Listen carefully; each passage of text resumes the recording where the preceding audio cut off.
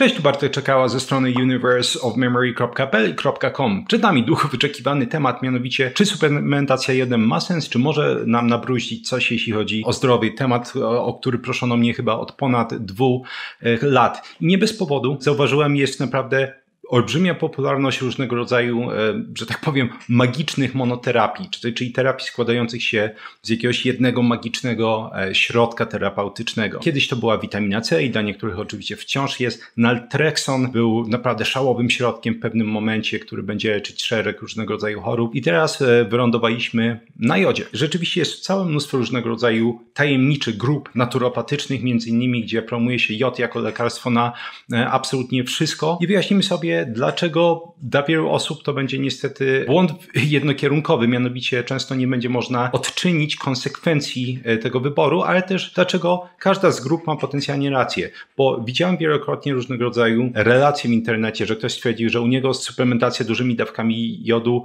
pomogła na przykład z nowotworami, czy pomogła z chorobami autoimmunologicznymi. Inna osoba powiedziała, że wywołała niedoczynność tarczycy, czy Hashimoto. Inna osoba powiedziała, że wywołała nadczynność. I absolutnie wszystkie te grupy, trzeba podkreślić, mają rację, bo wszystkie te efekty może mieć suplementacja jodem nawet w bardzo małych potencjalnie ilościach w porównaniu do mega dawek, które często są promowane i oczywiście będziemy rozróżniać te wszystkie tutaj nasze odcienie szarości. Natomiast już na początku warto podkreślić najczęściej, jeśli mamy do czynienia z monoterapią, jeśli ktoś będzie to promować jako magiczne rozwiązanie wszystkich kłopotów, to bardzo często mamy do czynienia z osobą, która jedyne czym dysponuje to młotkiem i wszystko wydaje mu się gwoździem. I niestety taka wizja świata jest najczęściej, powiedział, demonstrowana przez osoby, które nie mają dużego pojęcia, jeśli chodzi o daną dziedzinę. Z racji tego, że nie wiedzą, jak bardzo mocno skomplikowana jest dziedzina, jak mocno by skomplikowane może być optymalne leczenie praktycznie dowolnej choroby, to wydaje mi się, że tak, jeśli to ja mam ten młotek, to na pewno to, co widzę przed sobą, to jest gwóźdź. A niestety często tak nie będzie. Przed nami jeszcze cała kopalnia informacji na temat tego, jak suplementacja jodem będzie wpływać na nasze zdrowie i stan tarczycy,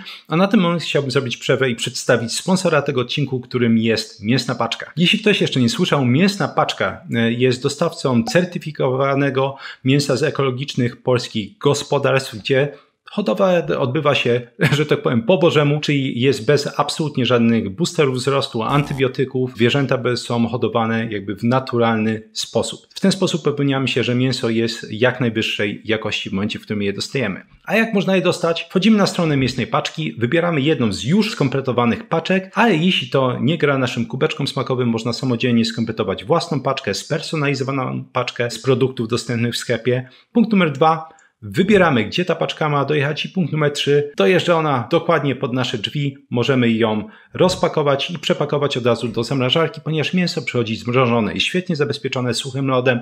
Jest warstwa izolacyjna, więc jest one bardzo świeże i nie będzie marnowane. Dopiero w momencie, w którym będziemy chcieli je ugotować, możemy je wyjąć z zamrażarki i wykorzystać. Dla osób, które jeszcze nie zamawiały w Mięsnej Paczce, z kodem BARTOSZ10 jest 10% zniżki na pierwsze zamówienie. Serdecznie polecam. Dzięki Mięsnej Paczce za sponsorowanie tego odcinka i my lecimy dalej. Zaczniemy od demonstracji, kiedy suplementacja relatywnie dużymi, bo pomijam już nawet jakieś mega dawki jodu, też dojdziemy sobie oczywiście do tego, o jakich dawkach tutaj mówimy, będzie w stanie wywołać nadczynność tarczycy i to jest przykład z forum dla patronów, gdzie pytano mnie o to. I to było ciekawe, bo w jednym wątku właśnie jeden chłopak powiedział, że jak najbardziej suplementacja dużymi dawkami jodu pomogła mu z chorobą autoimmunologiczną, a jednocześnie powyżej tego postu był następujący. Hej, ja mogę ze swojego doświadczenia powiedzieć, że prawdopodobnie jod doprowadził do nadczynności tarczycy u mnie. Nieprawdopodobnie, jak zaraz dojdziemy. Zaczęłam suplementację płynem Lugola 12,5%, 1 kropla dziennie, czyli 18 mg jodu w październiku 2023 roku, bo chciałam sobie podbić FT4, czyli tyroksynę, plus mam małą tarczycę. Plus jod z moczu wyszedł 77, a poniżej 100 jest niedobór. Robiłam badanie miesiąc temu i co prawda jod mi podbiło na 100, więc już ok, to niestety tarczyca dostała mocno paliwa i wyszła nadczynność. Wyniki z września 2023 roku w porównaniu do maja 2024 roku. TSH było 1,74 i spadło na 13 tysięcznych. FT3, FT4 oczywiście też urosły. Jeśli chodzi o przeciwciała przeciwko peroksydazie tarczycowej anty-TPO było 121, jest 227. Bardzo szkoda, że nie ma przeciwciał przeciwko tyreoglobulinie, bo tutaj byłby prawdopodobnie jeszcze gorszy trend, jeśli chodzi o ich zwiększenie.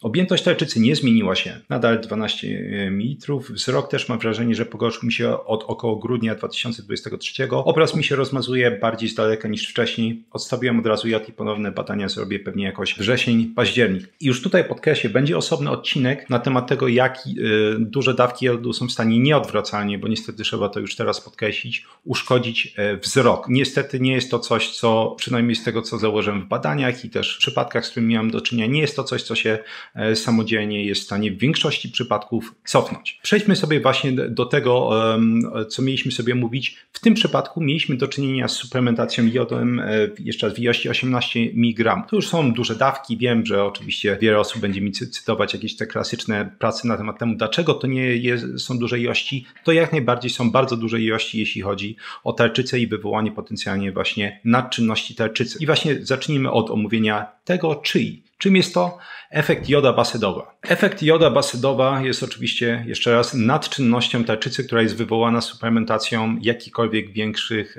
dawek jodu.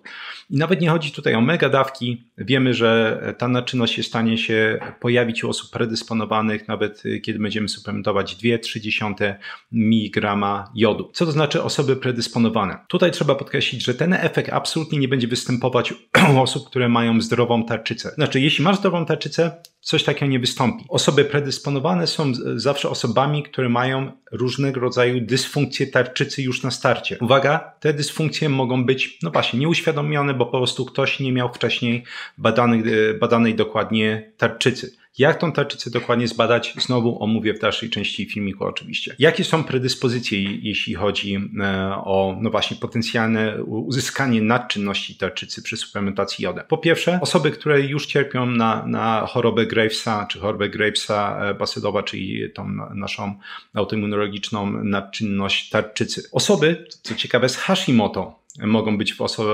czyli autoimmunologiczna niedoczynność tarczycy. Będą w tej grupie osób predysponowanych również do tego efektu. Osoby starsze jak najbardziej będą dodatkowo, już pomijając te inne predyspozycje, w tej grupie, u których dużo częściej pojawia się ta nadczynność tarczycy oraz, i to jest ważne, osoby, u których tarczyca jest potencjalnie, jak właśnie u tej pani. Ona może być zmniejszona, ona być powiększona, czy jest już jakaś zmiana struktury tarczycy. Dodatkowo mamy do czynienia z wolami guzkowymi toksycznymi albo samymi guzkami tarczycy. Którekolwiek z tych okienek, które sobie odhaczymy, będzie oznaczało, że potencjalnie jesteśmy w grupie osób predysponowanych do wywołania nadczynności tarczycy przy suplementacji jodem. I tutaj jeszcze warto podkreślić, jest bardzo ciekawe zjawisko, które zauważono już parędziesiąt lat temu, w momencie, i to jest dokładnie to, co stało się u tej pani, w momencie, w którym ktoś ma niższe stężenie jodu w organizmie i zaczyna brać większe dawki jodu, różnego rodzaju, no właśnie, przeboje, takie jak nadczynność, ale jak sobie zaraz zauważymy, również niedoczynność, są w stanie wystąpić. Czemu? Bo tarczyca zachowuje się trochę, jakby była wygłodniała. Ona po prostu chwyta i chce wchłaniać absolutnie jak największą ilość tego jodu, którą się zapakuje w ciało, i właśnie z tego wynikają te kłopoty. Dla organizmu nie będzie miało oczywiście znaczenia, w jaki sposób te większe dawki jodu dostały się do organizmu. To może być dieta, jak najbardziej jakby bardzo duże stężenie jodu, które będzie pochodziło z produktów spożywczych, może do tego doprowadzić. Suplementy oczywiście w postaci choćby, nie wiem, tabletek, płynu Lugola. To mogą być jodowe środki kontrastowe używane w badaniach. Klasyki takie jak amiodaron, czyli lek używany do leczenia arytmii, który zawiera bardzo dużej ilości jodu. Nie ma znaczenia, tak długo jak to dostanie się do organizmu, ten efekt uboczny, ten efekt joda basedowa jest jak najbardziej możliwy. Jeśli wystąpi ta nadczynność, tak jak wystąpiła u tej pani, pojawia się bardzo ważne pytanie, szczególnie jeśli oczywiście już zdiagnozowałeś to u siebie, założyłeś to, czy to ustąpi? Tak?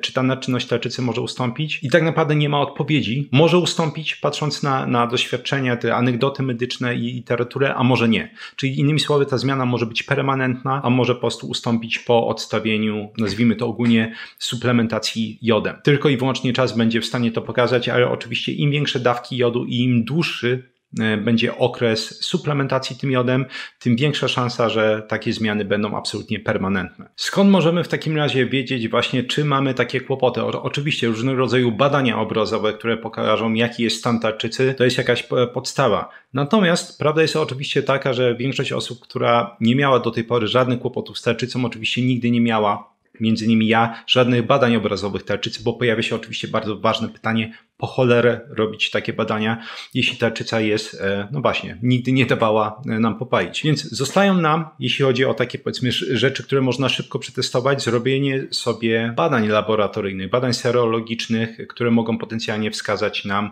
różnego rodzaju kłopoty, które między innymi właśnie na tle autoimmunologicznym, które będą występować w naszej tarczycy. Oczywiście absolutną podstawą będą badania typowe, czyli poziom tyreoglobuliny, czyli TSH, poziom FT3, czyli wolnej, innymi słowy aktywnej trójjodotyroniny, FT4, czyli poziom aktywnej tyroksyny. I jeśli tutaj cokolwiek znajduje się poza przedziałem, przed podjęciem suplementacji jodem, to absolutnie odradzam dotykanie jodu, szczególnie bez robienia poziomu przeciwciał, do czego dojdziemy. Także w zależności od tego, czy wyjdzie bardzo niski poziom, albo wyjdzie poziom bardzo wysoki tyreoglobuliny, czyli TSH i również odpowiednio tych aktywnych hormonów tarczycy, to już jest mocne przeciwwskazanie. Natomiast największym przeciwwskazaniem będą podwyższone poziomy przeciwciał tarczycowych. Mówię tutaj o przeciwciałach przeciwko tyreoglobulinie i przeciwciałach przeciwko peroksydazie tarczycowej na początek. Przeciwciała przeciwko tyreoglobulinie, trzeba podkreślić, one będą podwyższone w przypadku wielu tak zwanych proliferacyjnych, czyli rozrostowych chorób tarczycy. Czyli jeśli nawet do tej pory nie miałeś żadnych kłopotów z tarczycą, ale twój poziom przeciwciał przeciwko tyreoglobulinie jest podwyższony, absolutnie odradzam jod w jakiejkolwiek większej postaci. To jest bardzo kiepski pomysł, to znaczy, że z tą tarczycą już może coś się dziać, jeśli chodzi właśnie o różnego rodzaju zaburzenia jej struktury, albo uwaga, właśnie jest już rys autoimmunologiczny, który sam w sobie jest właśnie przeciwwskazaniem. I to samo będzie tyczyło się przeciwciał przeciwko peroksydazie tarczycowej, chociaż oczywiście jeszcze raz przeciwciała przeciwko tyreoglobulinie są podwyższone przy chorobach rozrostowych tarczycy. Natomiast właśnie tutaj, jeśli te przeciwciała wyjdą podwyższone, to już jest duże nie, jeśli chodzi jeśli chodzi o suplementację jakąkolwiek większą ilością jodu. Natomiast co jeśli już, nie wiedząc o tym, o czym tutaj wszystkim mówiłem, brałeś większe dawki i doprowadziłeś potencjalnie do kłopotów z tarczycą? Jeszcze raz, właśnie te badania, czyli TSH, FT3, FT4, przeciwciała anty-TPO, przeciwciała anty-TG, pokażą Ci,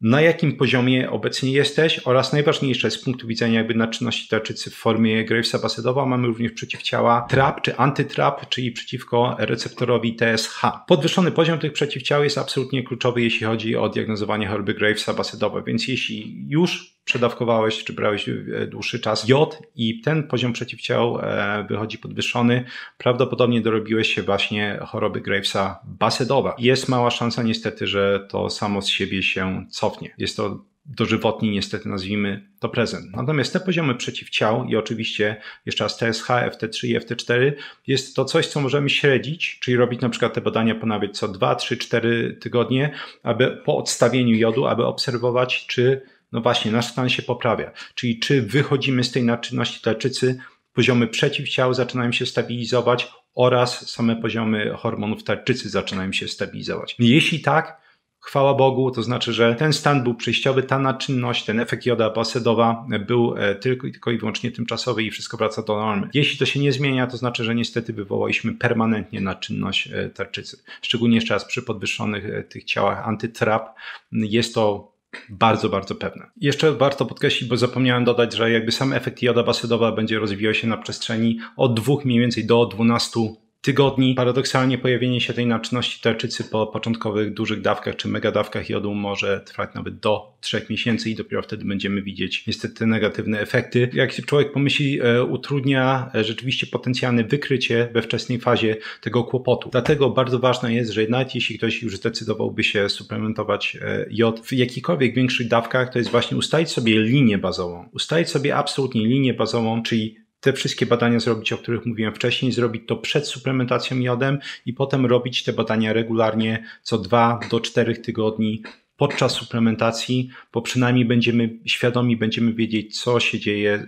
w międzyczasie z tarczycą. Jeśli będą te wyniki kłopotliwe, to można szybko zareagować i odstawić tą suplementację jodem, zanim po prostu te uszkodzenia czy straty, że tak powiem, będą nieodwracalne. Odwrotną stroną medalu jest wywołanie niedoczynności tarczycy poprzez suplementację większymi dawkami jodu. Efekt ten jest znany minimum parędziesiąt lat, nawet nie jestem pewien, czy to gdzieś też nie dobiega do jednego wieku i nazywa się to efekt Wolfa-Chaikowa oraz jest z tym powiązany efekt tak zwany Plummera, który będzie różnił się od Wolfa-Chaikowa tym, że Wolf-Chaikowa często się charakteryzuje jako zmniejszenie syntezy hormonów tarczycy pod wpływem większych dawek jodu, a efekt Plummera to jest zmniejszenie znaczne wydzielania hormonów tarczycy do organizmu w tej formie aktywnej w przypadku takiej większej suplementacji. Brzydkim bratem bliźniakiem nadczynności tarczycy wywołanej większymi dawkami jodu jest niedoczynność tarczycy. Ten efekt z kolei nazywa się efektem, przynajmniej w pierwszej fazie nazwijmy to efektem Wolfa-Chaikowa. Znowu jest to bardzo stary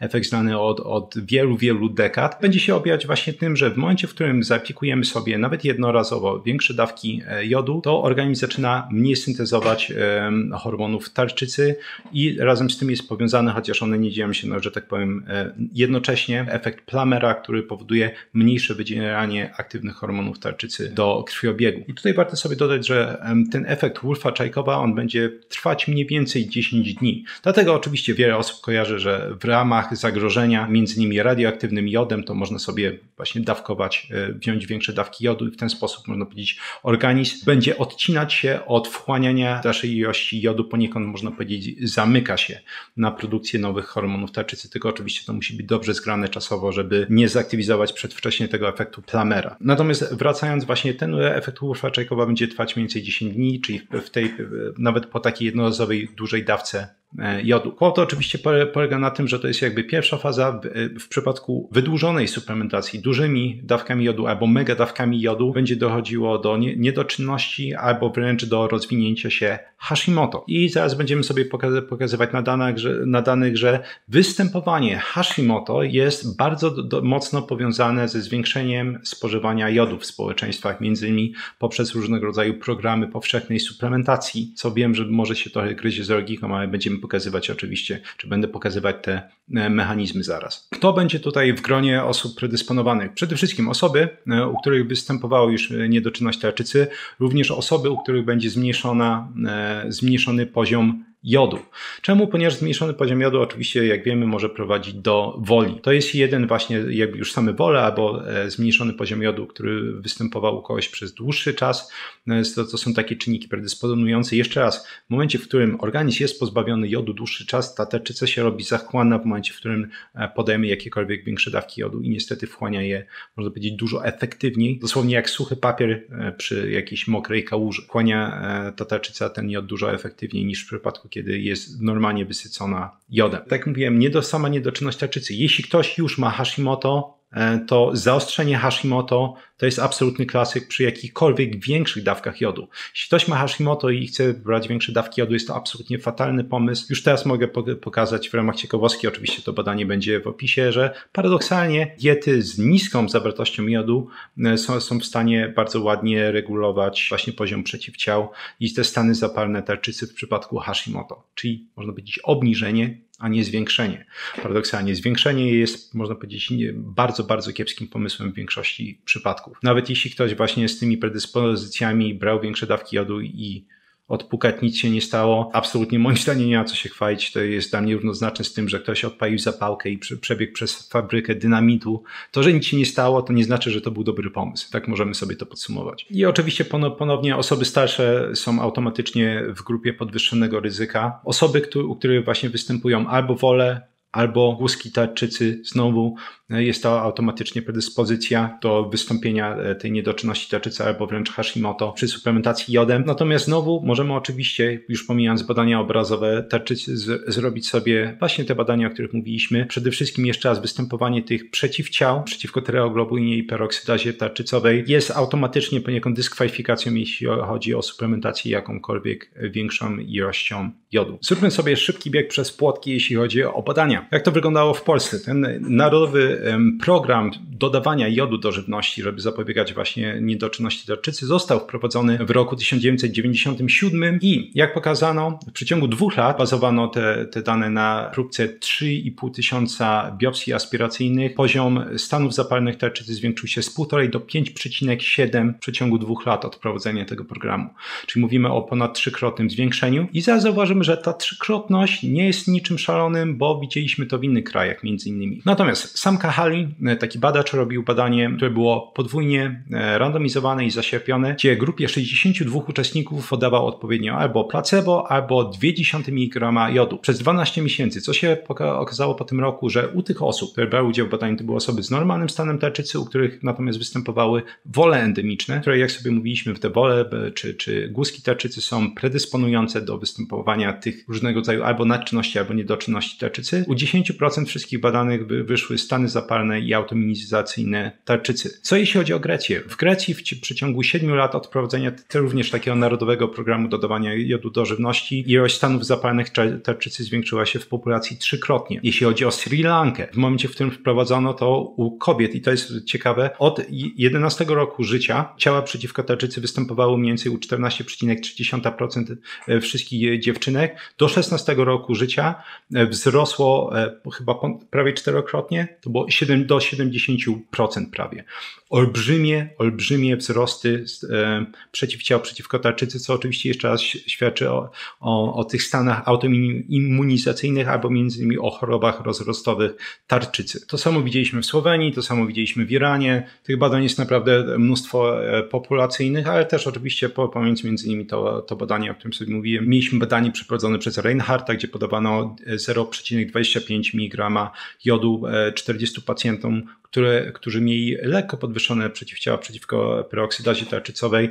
Przez 2 do 13 miesięcy, średnio wyszło 4 miesiące. I co wyszło na koniec tego okresu suplementacji? Jeszcze raz trzeba podkreślić, paradoksalnie bardzo niewielkimi dawkami jodu. Jeszcze raz mówimy 0,25 mg. Wyniki będą, może być adekwatnie czy liniowo gorsze w przypadku zwiększenia ilości podawanego jodu. Więc u 7 pacjentów rozwinęła się subkliniczna niedoczynność tarczycy, u jednego pacjenta rozwinęła się pełna niedoczynność tarczycy, więc mamy ponad 20% pacjentów rozwinęło jakąś formę niedoczynności tarczycy po okresie 4 miesięcy przy takiej niewielkiej ilości jodu. U 3 z tych 7 pacjentów z subkliniczną niedoczynnością tarczycy po odłożeniu jodu funkcja tarczycy wróciła do normy. U 3 z 7 i to przy niewielkiej ilości. U tego jednego z niedoczynnością tarczyca wróciła do normy po odstawieniu jodu. Nawet Japonia nie ustrzegła się po prostu zwiększonej ilości występowania tych stanów niedoczynności tarczycy, chociaż u nich oczywiście olbrzymia część, czy lwia część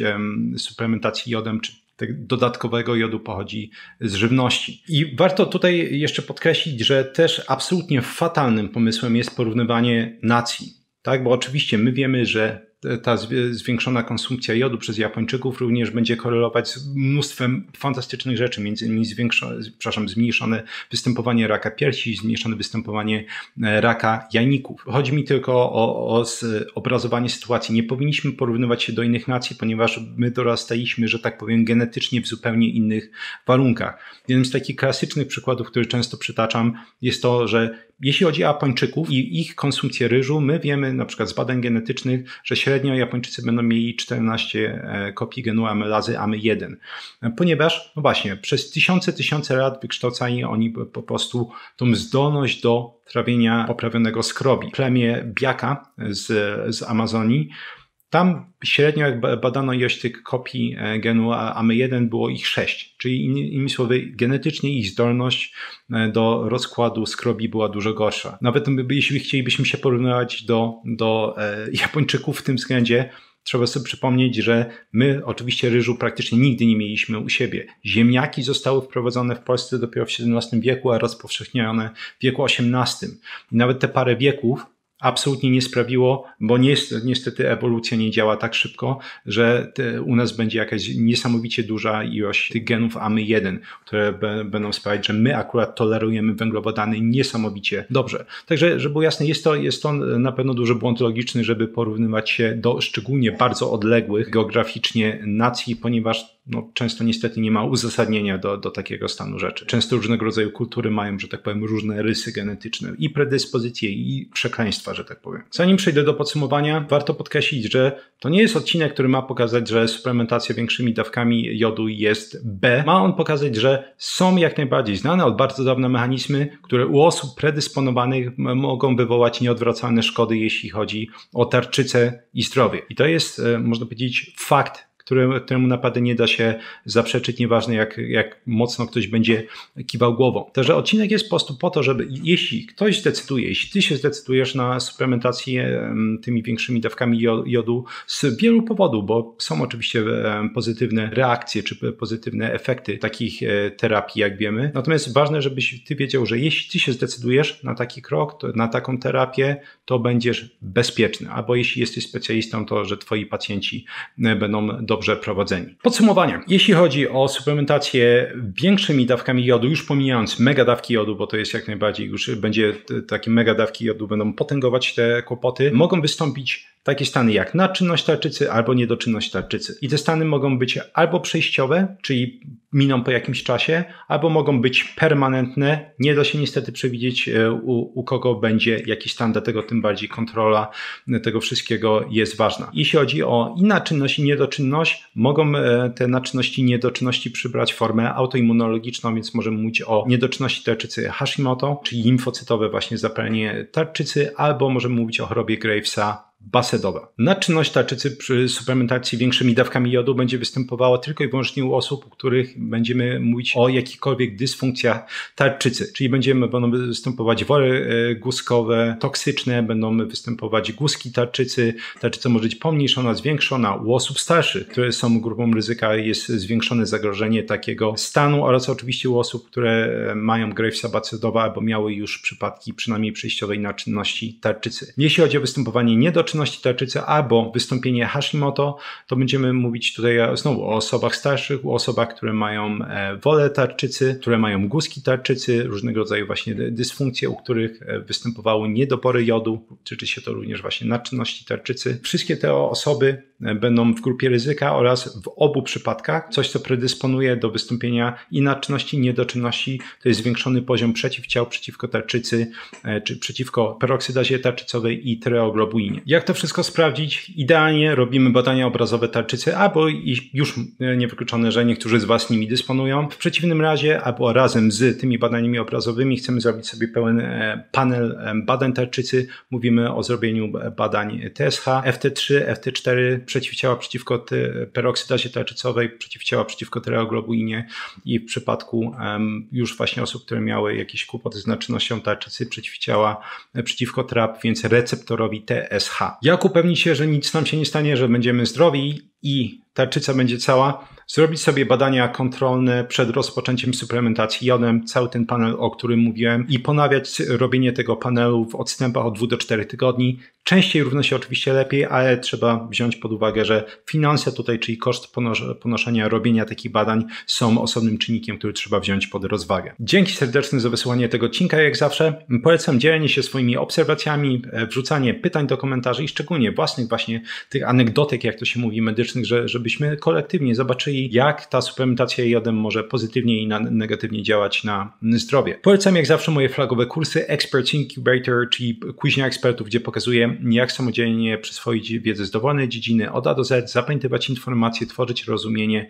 wdrażać te informacje, tworzyć pętle informacji zwrotnych. Vocabulary Labs, czyli laboratoria językowe, gdzie pokazuję, jak nauczyć się dowolnego języka od A do Z, żeby uniknąć tych wszystkich dodatkowych kosztów od korepetycji, szkół językowych, aplikacji, podręczników, fiszek i tym podobnych. Oraz kurs o 1 włos za daleko, gdzie pokazuję, jak zatrzymać i odwracać łysienie androgenowe oraz leczyć różnego rodzaju upierdliwe choroby skóry głowy typu, no właśnie, choćby uporczywy łupież. Jeśli interesuje Cię właśnie pamięć języki obce, polecam rozwinąć opis. Tam jest link do mojego newslettera, można wprowadzić swój adres e-mailowy i tam będę z kolei wysyłać artykuły właśnie na temat języków obcych, pamięci i czasami interpretacji badań naukowych. Z kolei w pierwszym komentarzu przypiętym na górze 3 piosenki rockowe, żeby miał spędzić czas również po wysłuchaniu tego odcinka. Wszystkie badania naukowe, o których mówiłem, chyba będą przypięte również w pierwszym komentarzu pod piosenkami, bo jest ich tyle, że chyba nie zmieszczą się w opisie. I na koniec, jeśli ciekawią Cię wszystkie te informacje, które wymieniłem w filmiku, chciałbyś się zapamiętać, przyswoić, to można ściągnąć je w formie gotowych fiszek, które można zaimportować do programu Anki, o którym mówiłem tutaj. I właśnie można szybko przyswoić te informacje. Ta opcja jest dostępna dla patronów kanału. Patronat kosztuje 40 zł miesięcznie. W ramach tego patronatu można ściągnąć właśnie fiszki do tego odcinka oraz ostatnich 90 chyba. Również dla patronów jest dostępne forum, gdzie jest sekcja badanie tygodnia, gdzie omawiam szczegółowo z opisem najciekawsze badanie danego tygodnia oraz sekcja z pytaniami, gdzie można mi zadawać pytania do odcinków albo ogólne jakieś pytania dotyczące dietetyki. Dzięki piękne jeszcze raz za wysłanie tego odcinka i do usłyszenia w następnym.